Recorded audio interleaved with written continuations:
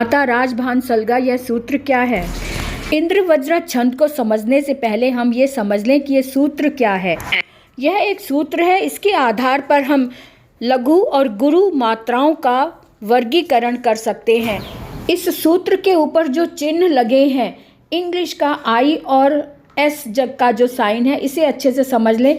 आई का साइन जो है वो लघु के लिए है और एस का साइन गुरु मात्रा के लिए है। अर्थात हम कह सकते हैं कि जो लघु मात्रा है वह ह्रस्व स्वर के लिए है और जो गुरु मात्रा जिसको कहा है वह दीर्घ स्वर के लिए है। इंद्र वज्रा छंद और उसका सामान्य परिचय इस प्रकार है।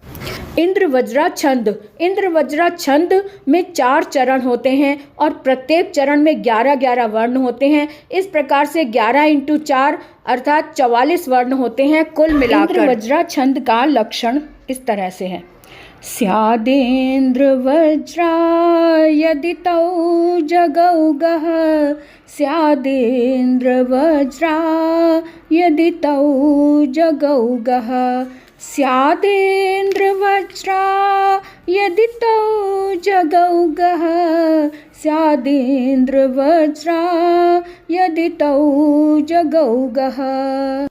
जिस छंद के प्रत्येक चरण में क्रमशः 2 तगण, 1 जगण और अंत में 2 गुरु वर्ण होते हैं, वहाँ इंद्र वज्रा छंद होता है। यति अथवा विराम प्रत्येक चरण के अंत में होता है।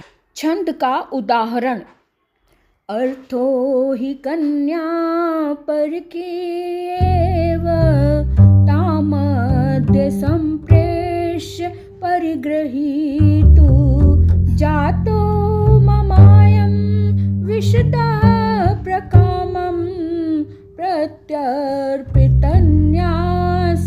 इवान्तरात्मा। हमने देखा कि इंद्र वज्रा श्लोक को गाते कैसे हैं। इसमें मात्राएं भी हमने समझ ली कि इसमें हर एक चरण में 11 अक्षर होते हैं। अक्षर यानी वर्ण होते हैं।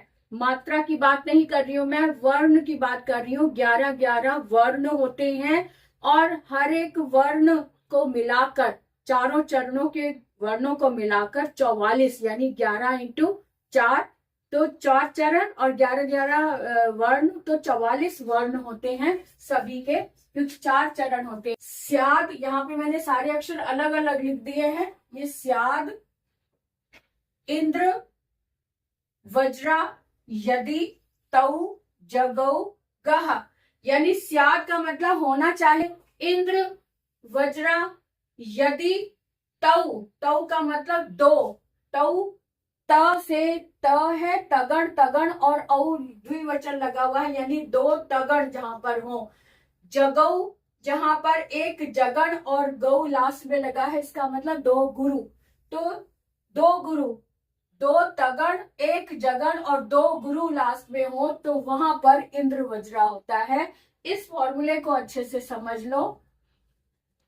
जहां पर 2 तगण, 1 जगण और अंत में 2 गुरु होते हैं, वहां पर इंद्र वज्रा छंद होता है। इतनी सी बात क्लियर हो गई कि इसका लक्षण ये है, जहां पर स्याद इंद्र वज्रा होना चाहिए वहां होना चाहिए जहां पर 2 तगण, 1 जगण और 2 गुरु होते हैं। ये इसका लक्षण है। और लास्ट में अगर छोटी मात्रा भी है, अगर 1 वर्ण भी है, तब भी उसे गुरु मान लिया जाता है। ये इसका नियम है।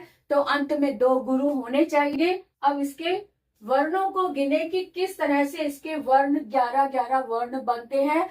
हमने पहले भी बात की थी, शुरू में बताया था कि इसमें 4 चरण होते हैं और हर एक चरण में 11 वर्ण होते हैं और चारों को मिलाकर 44 वर्ण होते हैं। ए, आई, ओ, औ ये चारों ही वर्ण क्योंकि संयुक्त वर्ण होते हैं, इसलिए इनको हम गुरु में मानते हैं, यानी 2 मात्राओं में गिनते हैं। जैसे तो तगण तगण, 2 तगण हो गए। इसमें था ना हमारा शर्त क्या है, इसमें 2 तगण होने चाहिए।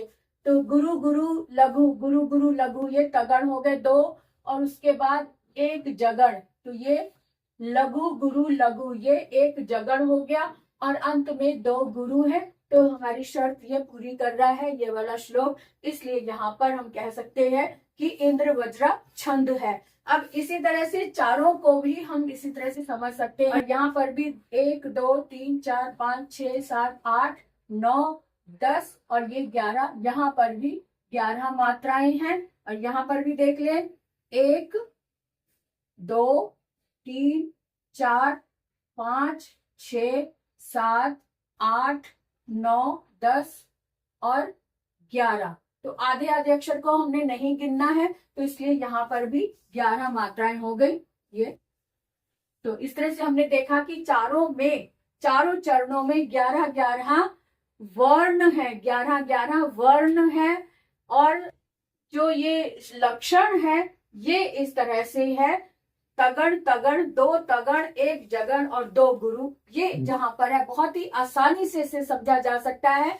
और दूसरी बात कि जो उपेंद्र वज्रा है वो भी बिल्कुल इतना ही है, सिर्फ थोड़ा सा अंतर है कि अगर इस तगड़ को हम जगड़ बना दे, उसमें जगड़ तगड़ जगड़ और 2 गुरु बस इतना ही होता है। उसमें सिर्फ इतना पहचान है कि अगर शुरू में ये जो गुरु है इसकी जगह अगर लघु लग जाए तो यही रूप जो है, यही छंद उपेंद्र वज्रा छंद बन जाएगा। उसमें भी 11 ही वर्ण होते हैं, कुल मिलाकर 44 वर्ण होते हैं। उसका जो ये लक्षण है उसमें सिर्फ इतना है कि पहला जो गुरु है उसके स्थान पर अगर लघु लगा दिया जाए तो इतना ही परिवर्तन हो और वो उपेंद्र वज्रा बन जाता है। तो उपेंद्र वज्रा में अलग से भी उसका उदाहरण बताऊंगी, लेकिन आप एक ही इंद्र वज्रा से उपेंद्र वज्रा को भी समझ सकते हैं। आपको बहुत ही आसानी से ये समझा दिया है। अब आप देखें, इंद्र वज्रा अगर हमें समझ आ गया तो उपेंद्र वज्रा भी समझ में आ गया, है ना। तो मुझे आप कमेंट करके जरूर बताना कि आपको कितना समझ आया है, और अगर नहीं समझ आया तो मैं एक बार फिर से समझाऊंगी। लेकिन इसे वीडियो को ही आप बार बार देखेंगे तो आपको बहुत अच्छे से समझ में आ जाएगा। उपेंद्र वज्रा, इसी में ही उपेंद्र वज्रा है, मैं अलग से भी बताऊंगी, लेकिन आप इंद्र वज्रा को ही ठीक से समझ लेंगे तो आपको उपेंद्र वज्रा भी समझ में आ जाएगा। तो अगर आपने अभी तक सब्सक्राइब नहीं किया मेरे चैनल को तो जल्दी से सब्सक्राइब कर दो, लाइक कर दो और कमेंट करके मुझे जरूर बताना कि आपको इस चैनल की वीडियोस कितने पसंद आती है और कितनी समझ आती है। जो भी मैं बताती हूँ, व्याकरण की व्याख्या जो बताती हूँ, आपको कितना समझ आता है। और साथ में अगर आपको लगता है कि हाँ इसमें दम है, आपको समझ में आ गया, तो इसे अधिक से अधिक शेयर करें ताकि आपके दोस्त, जो आपके फ्रेंड्स है, वो भी इसे अच्छे से समझकर फुल मार्क्स ले सके एग्जाम में। तो आज के लिए इतना ही, फिर मिलेंगे अगले वीडियो में।